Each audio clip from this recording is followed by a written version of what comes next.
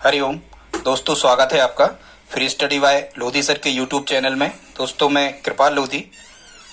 Students, हमने जो series प्रारंभ की है सिंप्लीफिकेशन की, उसका ये पार्ट 8 रहेगा, जिसमें आज हम कुछ आधार और घातांकों के नियम संबंधी क्वेश्चंस हैं। सिंप्लीफिकेशन में इनको हम देखेंगे। दोस्तों, यदि आप हमारे चैनल पर पहली बार विजिट कर रहे हैं तो प्लीज चैनल को सब्सक्राइब कर लें, साथ में बेल आइकन पर क्लिक कर दें और साथियों लाइक भी आप करते ही चलें। आज के इस सेशन में हमने लगभग 8 प्रश्नों को लिया है। टाइम के अकॉर्डिंग हम देखेंगे कितने प्रश्न इसमें हल हो पा रहे हैं। हालांकि जो भी 8 प्रश्न हमने लिए हैं स्टूडेंट्स, ये लगभग 10 प्रश्न आते हैं।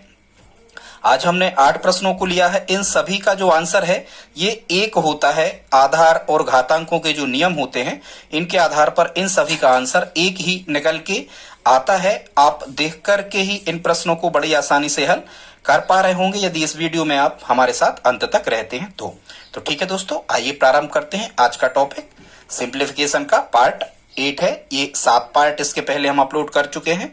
आप हमारी प्लेलिस्ट में जाकर के उनको देख सकते हैं। स्टूडेंट्स, पहला क्वेश्चन लिया है इनके मान निकालने के लिए। एग्जामिनर पूछता है x पे की घात है बटे x पे b की घात है whole raise to the power c की इंटू फिर x पे b अपान x पे c whole raise to power a into x पे c अपान x पे whole raise to power b। कह रहे हैं इसकी वैल्यू फाइंड करना है। स्टूडेंट्स, आंसर तो इसका हमें पता है, इसका आंसर 1 आना है, पर हमने जो 8 प्रश्न लिए हैं इनमें से हम कुछ 3-4 प्रश्न टाइम के अकॉर्डिंग हल करेंगे। तो इसको हम कैसे हल कर सकते हैं, इसको देखते हैं। सबसे पहले आपको एक नियम समझना होगा स्टूडेंट्स, और वो नियम क्या होता है कि यदि x पे m की घात है और बटे में x पे n की घात है स्टूडेंट्स, यदि आधार समान होते हैं तो भाग में घातें घटती हैं, x पे m ऋण n हो जाता है। ये ऊपर की घात में से नीचे की घात क्या हो जाती है स्टूडेंट्स, घट जाती है। ये हमें ध्यान रखना है, ये एक नियम होता है आधार और घातांक का। मतलब यदि आधार समान है तो भाग में घातें घटती हैं। तो सबसे पहले हम इसी नियम का उपयोग करेंगे। तो देखो, यहाँ आधार समान है, यहाँ x है, यहाँ भी x है, तो आधार समान है तो x हम एक बार लिखेंगे। आधार समान है तो भाग में घातें घटती, a में से b घट जाएगा, ऊपर की घात में से नीचे की घात घटती है, और whole raise to the power कितना बचेगा यहाँ c। ठीक है स्टूडेंट्स, इसी प्रकार से यहाँ इंटू मतलब ये गुणा है।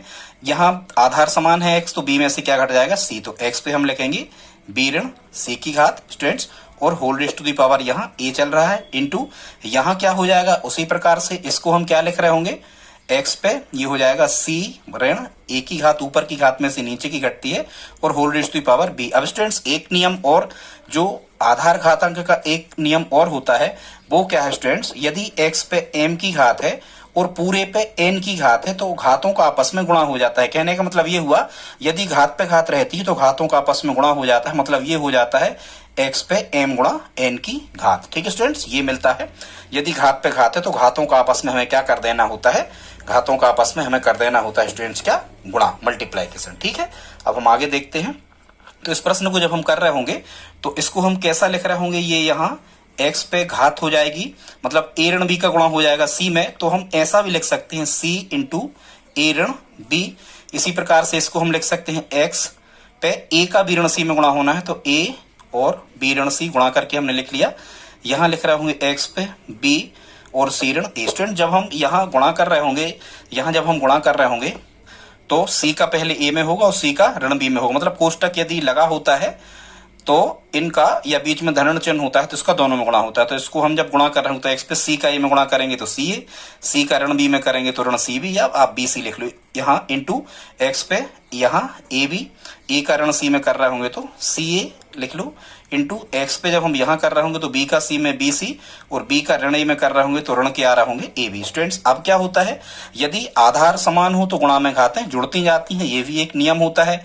यदि x पे m की घात है गुणा x पे n की घात है और गुणा x पे p की घात है, तो इसको हम लिख सकते हैं x पे m धन n धन p up to dash dash dash. मतलब आधार समान तो गुणा में घातें जुड़ जाती हैं। तो यहाँ आधार सभी जगह समान है, कितना है, x है, तो x हम एक बार लिख रहे होंगे स्टूडेंट्स, और यहाँ लिख रहे होंगे हम ca ऋण bc धन ab ऋण ca, और धन यहाँ कुछ नहीं तो ये bc धन के हैं, ऋण ए बी। स्टूडेंट जब हम इनको काट रहे होंगे तो धन के सी ए, ऋण के सी ए मतलब घट गए ये, ऋण के बी सी, धन के बी सी, धन के बी और ऋण के बी। स्टूडेंट्स यहाँ एक्स पे जब धन ऋण के कटते हैं मतलब ये घटते हैं तो कुछ नहीं बचा, तो जीरो की घात बची स्टूडेंट्स।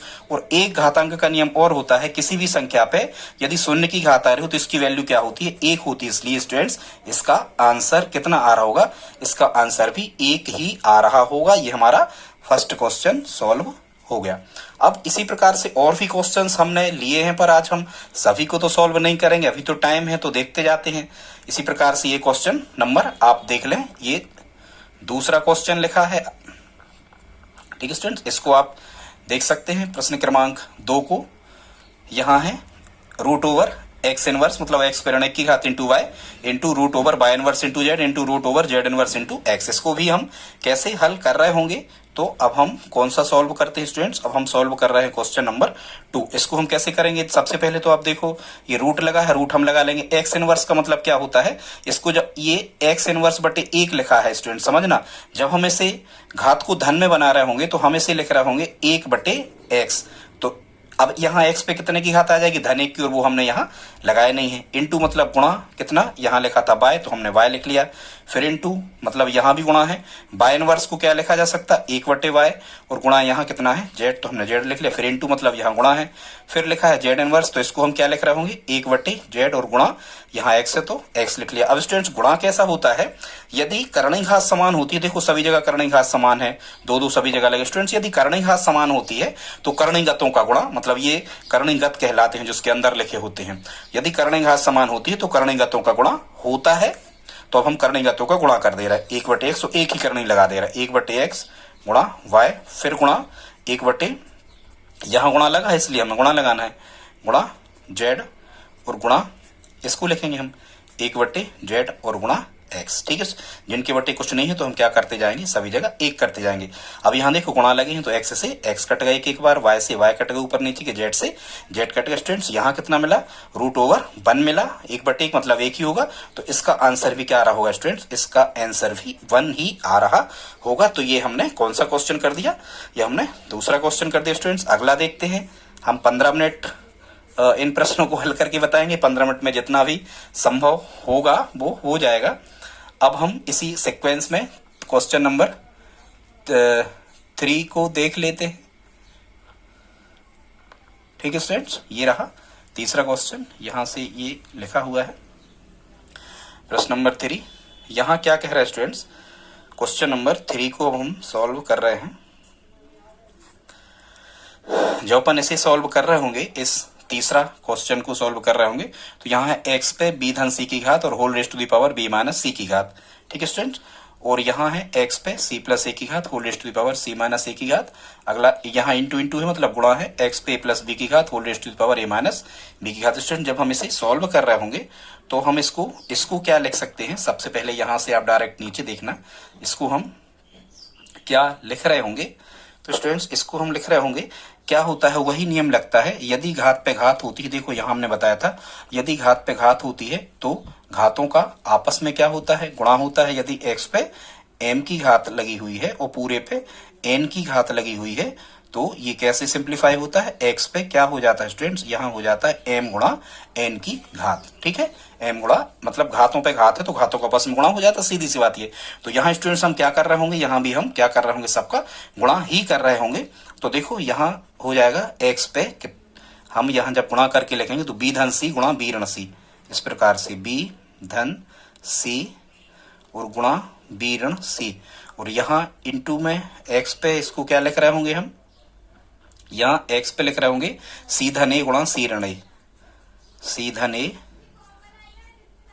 गुणा c ऋण a इंटू यहाँ x पे कितना लिख रहे होंगे, a धन b गुणा a ऋण b, a धन b गुणा a ऋण b, इसको हम लिख रहे होंगे। ठीक है स्टूडेंट, जब आगे आप इसे सिंप्लीफाई कर रहे होंगे तो इनका आप गुणा करोगे, बी का बी में, फिर बी का सी में, सी का बी में, फिर सी का सी में, तो स्टूडेंट्स ये सब कट जाएंगे धन ऋण के।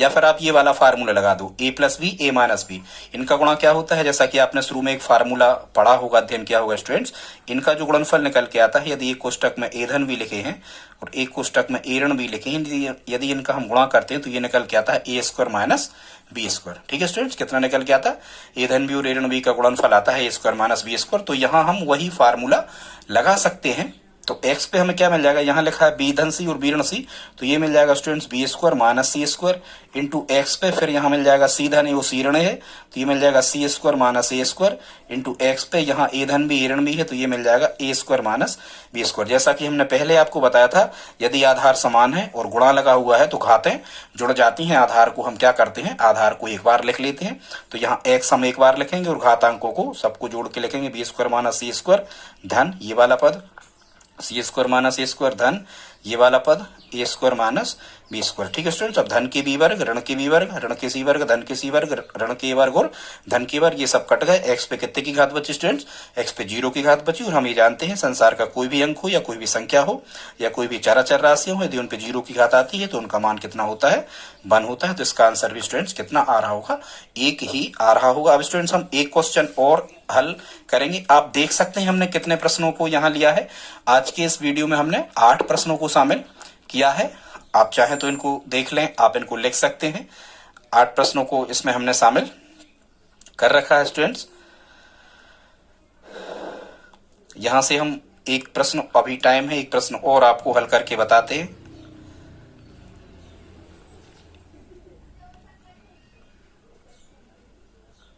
आप देख लें, स्क्रीनशॉट भी ले सकते हैं।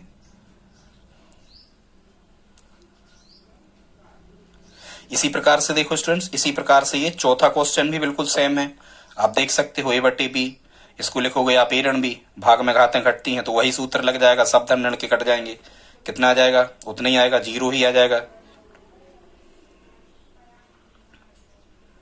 ठीक है स्टूडेंट्स, एक क्वेश्चन और हम आपको हल करके बता रहे हैं, फिर इन सभी का आंसर कितना आना है, 1 आना है। अब हम कौन सा हल कर दें, कोई भी कर दे रहे। ठीक है स्टूडेंट्स, मान के चलो ये 7वां कर दे रहा है, बिल्कुल सिंपल है, सरल है। 7वां क्वेश्चन जब हम हल कर रहे होंगे तो यहाँ है x पे a की घात इंटू एक्स पे b की घात इंटू एक्स पे c की घात गुणा x पे ऋण a की घात गुणा x पे ऋण b की घात गुणा x पे ऋण c की घात। ठीक है स्टूडेंट्स, आधार सभी जगह समान है, आधार समान है तो गुणा में घातें जुड़ती हैं। अभी शुरू में x पे a इंटू एक्स पे b इंटू एक्स पे c, तो इसको हम क्या लिख रहे होंगे स्टूडेंट्स, इसको लिख रहे होंगे x पे a धन b धन c। और फिर यहाँ जब हम कर रहे होंगे स्टूडेंट्स तो x पे कितना लिख रहे होंगे, ऋण a धन ऋण b धन ऋण c, आधार समान गुणा में घातें जुड़ गई, तो ये तो ज्यों का त्यों रहेगा। x पे कितने, a धन b धन c की घात गुणा x पे ये कितना आ जाएगा, ऋण ए तो ज्यों का त्यों, धन का ऋण में गुणा बी भी ऋण के हो जाएंगे और धन का ऋण में गुणा सी भी ऋण के हो जाएंगे। अब स्टूडेंट्स यहाँ भी आधार समान है, ये फार्मूला लगता है, यदि एक्स पे एम की घात हो गुणा एक्स पे एन की घात हो, मतलब आधार समान है तो गुणा में घातें क्या होती हैं, जुड़ जाती हैं। ये नियम होता है, इसको आप मेमोराइज कर लें, घातांक आधार में ये लगते ही है नियम स्टूडेंट्स। तो यहाँ जब हम आगे हल कर रहे होंगे इसको, तो आधार समान है, x को हम एक बार लिख रहे होंगे और यहाँ a धन b धन c ये घात है और ये घात है, आधार समान है, यहाँ भी x है, ये जुड़ जाएंगे, ऋण a ऋण b और ऋण c। जब हम इसे सिंप्लीफाई कर रहे होंगे, धन a ऋण a धन की बी और ऋण की बी, धन की सी और ऋण की सी, ये कट जाएंगे धन ऋण की। तो जब धन ऋण के कटते हैं स्टूडेंट तो 0 बचता है, जब ऊपर नीचे कटते हैं तो 1। फिर यहाँ x पे 0 की घात आ गई, मतलब इसका आंसर कितना आ रहा होगा, 1 ही आ रहा होगा स्टूडेंट्स। और भी क्वेश्चंस हैं यहाँ पर, आप और प्रश्नों को यहाँ देख सकते हैं, इन सभी के आंसर 1 ही बनना है। आप चाहें तो इनको नोट कर लें, इनको आप लिख सकते हैं, सबके आंसर 1 बनना है स्टूडेंट्स। यहाँ ये 8वां क्वेश्चन है, यहाँ सूत्र लग जाएगा a घन माइनस b घन का, इसको ये आ जाएगा यहाँ से a ऋण b, एक कोष्टक में आ जाएगा ए स्क्वायर प्लस ए प्लस बी स्क्वायर, तो ये बन जाएगा a घन ऋण b घन, ये बन जाएगा b घन ऋण c घन, ये बन जाएगा c घन ऋण a घन, और सब ये बाद में कैंसिल आउट हो जाएंगे, यहाँ सब कटते जाना है। तो स्टूडेंट्स आप इन प्रश्नों को लिख लें, आप नोट कर लें, अच्छे से देख लें। इस प्रकार के जितने भी प्रश्न इस फॉर्मेट में आ रहे होते स्टूडेंट्स, इन सभी का आंसर 1 ही आ रहा होता है।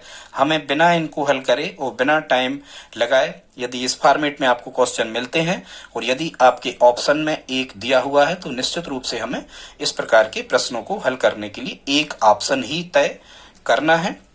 हमने स्टूडेंट्स इसमें 4 प्रश्न आपको हल करके बताए, 4 का भी और आगे हम आपको हल करके बताएंगे। दोस्तों आज का वीडियो यदि आपको अच्छा लगा हो तो प्लीज़ हमारे इस चैनल को सब्सक्राइब कर लें, इस वीडियो को आप लाइक कर दें, और यदि स्टूडेंट्स आप हमारी हेल्प करना चाहते हैं तो प्लीज़ स्टडी ग्रुप में हमारे इस वीडियो को शेयर जरूर करें। मिलते हैं अगली वीडियो में, तब तक के लिए जय हिंद जय भारत।